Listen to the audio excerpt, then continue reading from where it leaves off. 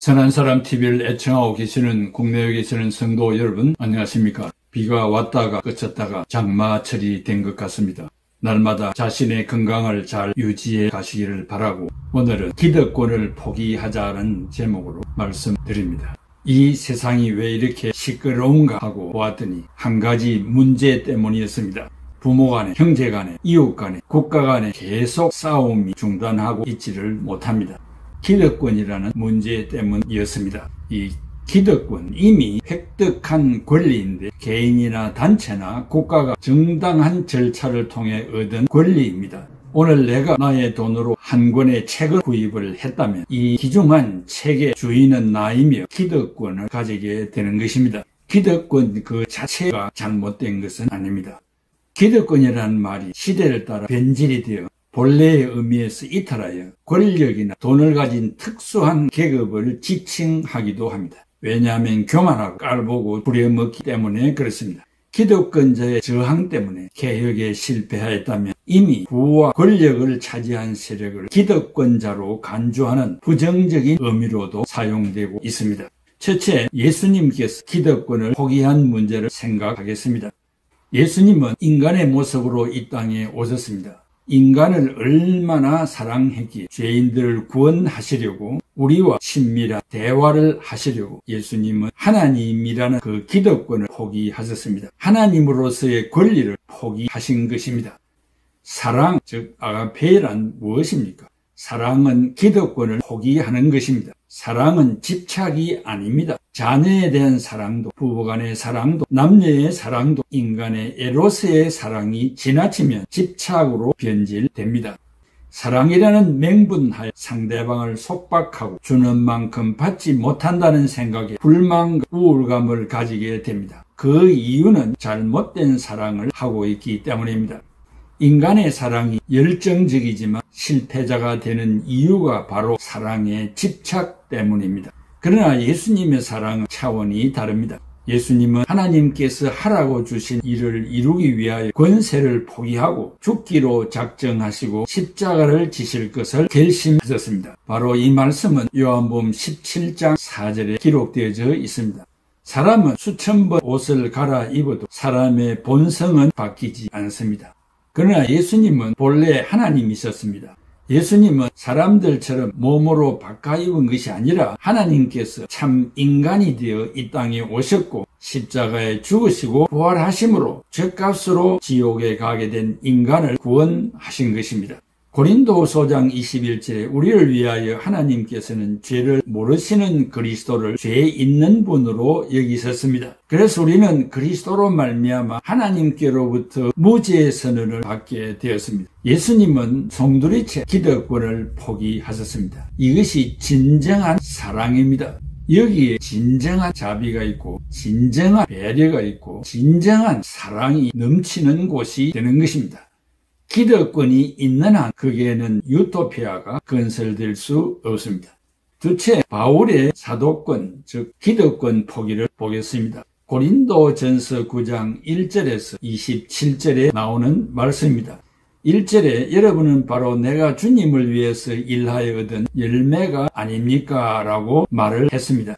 바울도 당연한 권리를 가지고 있었습니다. 예루살렘 성전에서 주님으로부터 직접 이방 사도로 부름을 받았습니다. 사도행전 22장 21절에 나더러 이르시되 떠나가라 내가 너를 멀리 이방인에게로 보내리라 하셨나니라. 바울은 여러분들이 내가 사도라는 것을 증명해주는 확실한 표인데 왜 그렇게 나의 직분에 대해서 말이 많느냐? 내가 입칠하려고 이 짓을 하는 줄 아느냐? 그렇다면 비판하는 자들에게 변명을 하고 싶다고 했습니다. 내가 먹고 마실 권리가 없느냐? 결혼할 권리가 없느냐? 독려할 권리가 없느냐? 살해금을 받을 권리가 없느냐? 이렇게 바울은 받을 그 권리에 대해서 항변을 하고 있습니다. 둘째는 그렇지만 바울은 예수님처럼 모든 권리를 포기한다고 말했습니다. 기득권을 사용하지 않겠다. 자랑하지 않겠다. 종이 되겠다. 한 생명을 위하여 상황에 맞게 처신하겠다.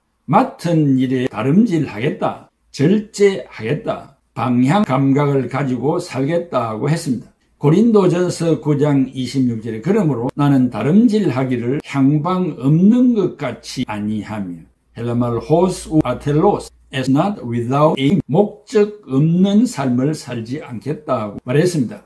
그 목적을 향하여 갈 때 기득권을 행세하지 않겠다는 말입니다. 여덟 번째는 극기에 대해서도 말했습니다. 27절에 자기 억제, 자제, 고린도전서 15장 31절에 나는 날마다 죽노라. 헬라말로 아포데네스코 카타 헤메라 I die daily. 나는 날마다 죽는다고 했습니다. 이렇게 바울도 우리와 성경이 같은 사람이었기 때문에 기득권에 대한 생각들이 많았을 것입니다. 그때마다 자기를 쳐서 복종시키고 날마다 자기를 죽이면서 종의 사명을 감당하겠다는 말입니다.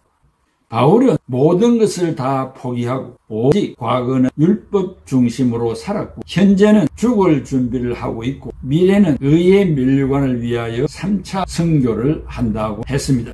바울 사도만큼 기득권을 포기한 사람이 어디에 있겠습니까? 셋째, 노사 간의 갈등 문제를 생각하겠습니다. 마태복음 20장의 포도원의 품꾼들에 대한 비유에서 노사 간의 갈등의 원인이 무엇입니까? 16절에 나중된 자가 먼저 되고 먼저 된 자가 나중되는 의미가 무엇입니까? 주인이 오후 퇴근 시간이 되어서 나중 온 사람부터 한 데나리온을 줍니다. 먼저 온 자들이 불평합니다. 우리부터 줘야 하는데 왜 나중 온 자부터 줍니까? 더 받을 줄로 알았습니다. 주인에게 원망했습니다. 이 사람들은 1시간 일했는데 왜 동일하게 품삯을 줍니까? 라고 하면서 노사 갈등이 빚어졌습니다. 마태복음 19장 30절에 이런 사람들이 많다고 하였고 다 그런 것은 아닐 것입니다. 먼저 된 자, 먼저 온 사람이란 누구입니까? 선민사상, 즉 기득권으로 가득 찬 유대인들입니다. 계약금 이상의 대가를 생각하는 사람입니다. 공로의식을 가진 자입니다. 보상심리를 가진 자입니다. 탕자의 형처럼 맡겨진 일을 잘하고 아버지를 잘 모신 자입니다. 그럼에도 불구하고 동생이 돌아왔을 때 환영하지 않는 자입니다. 아버지가 집을 나갔다가 돌아온 탕자를 위하여 잔치를 배설한 것에 대해서 불평하는 자입니다. 희생적인 봉사를 돈으로 계산하는 자입니다. 다른 사람들보다 더 많이 받으려고 하는 자입니다. 하나님의 은혜를 깨닫지 못한 자입니다. 텃세를 하는 자입니다. 갑질을 하는 자입니다. 자신의 공로를 앞세워 대접을 받고자 하는 자입니다. 하나님의 구원을 균등하게 받는 것을 불평하는 자입니다. 나 아니면 안 된다고 생각하는 자입니다. 자기만 구원을 받으려고 하는 자입니다. 이방인 구원에 힘쓰지 않는 자입니다. 먼저 왔다는 기득권, 즉 갑질을 하는 자입니다.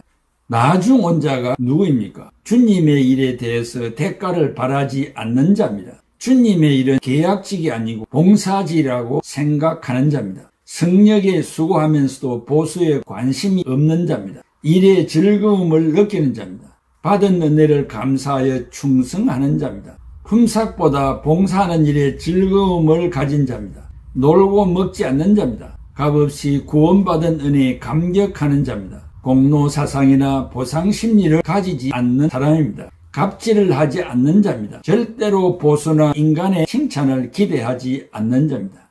교회 안에 보수를 바라고 공로사상과 보상심리를 가지고 있는 자들이 너무 많다는 사실입니다. 신앙적 의미를 생각했습니다. 이 본문은 늦게 믿은 자가 먼저 믿은 자보다 먼저 장로가 되고 집사 권사가 되었다는 말이 결코 아닙니다. 비록 이방인들이지만 은혜로 구원을 받았으니 공로사상이나 보상심리나 자기 의를 앞세우거나 하지 말라는 말입니다. 또한 하나님을 채무자로 만들지 말아야 됩니다. 내가 이만큼 수고했으니까 얼마를 주어야 한다고 생각하지 말라는 말입니다. 그런데 우리는 은근히 하나님을 채무자로 만들고 있습니다. 11조를 하면 물질적인 축복을 주실 것이고 주의를 잘 지키면 건강의 축복을 주실 것이고 전도와 선교에 헌신하면 장수의 복을 주실 것으로 생각합니다. 어떤 성도는 25년간 주일학교 교사로 봉사했는데 한 가지도 기도 응답이 없었다고 불평합니다. 일평생 이 교회를 위하여 기도와 물질로 봉사했는데 기도에 응답이 없고 결국 질병으로 죽는다고 불평하는 사람이 있습니다. 이런 분들의 잘못된 신앙을 교정해 주시기 위하여 본문을 주신 것입니다. 우리가 일 1시간의 분량에 따라서 보상이 다르지 않다는 것을 가르치기 위한 것입니다. 우리의 신앙생활의 시차로 상급이 다르지 않습니다. 교회의 중직자들이 가져야 할 기본 자세가 아니겠습니까? 이른 새벽에 와서 종일 일한 자나 1시간 주인의 허락을 받아 들어와 땀을 펄펄 흘리면서 일한 자, 마지막에 한 데나리온은 먼저 온 자나 뒤에 온 자나 구원은 동일하다는 것입니다. 그 한 데나리온이 바로 구원을 말하는 것입니다.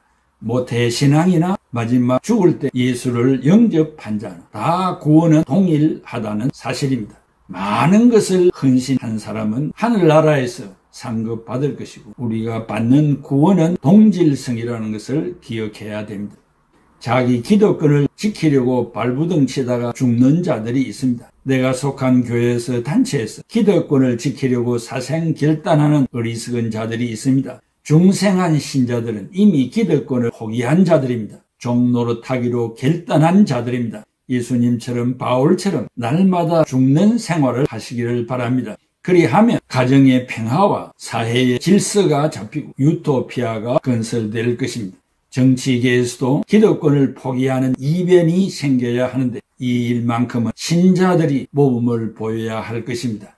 기득권을 주장하는 단체에 입당한 중생한 자들이 어디에 있습니까? 거기에서 희생의 제물이 되어서 정치계를 유토피아로 만드시고 평화의 동산으로 만드시기를 바랍니다. 이런 이야기가 있습니다. 나르시시즘이라는 이야기입니다.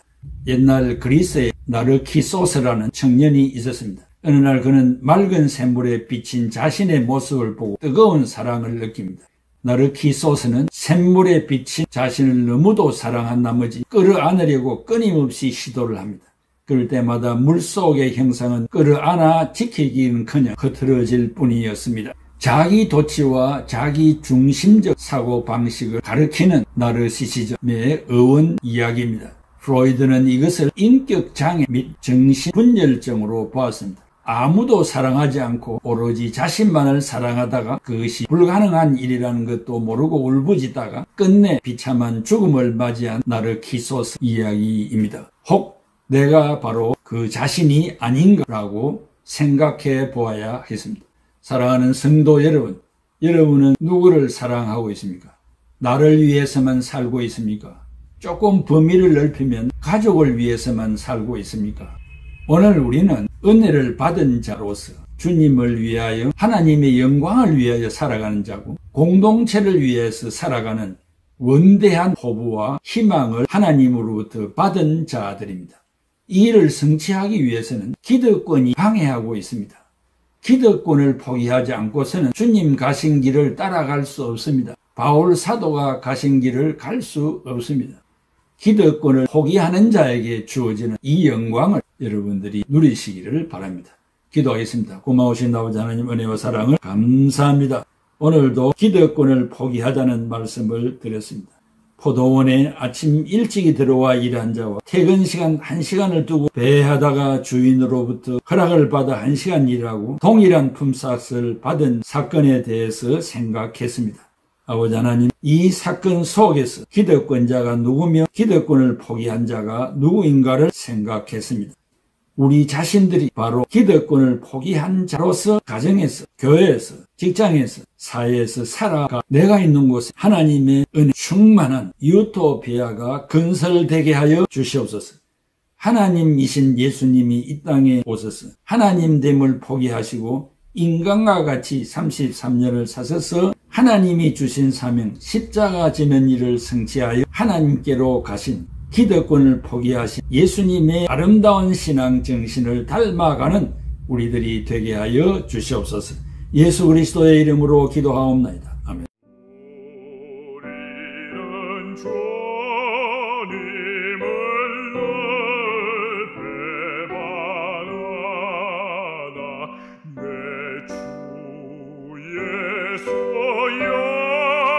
여전인 날 보러서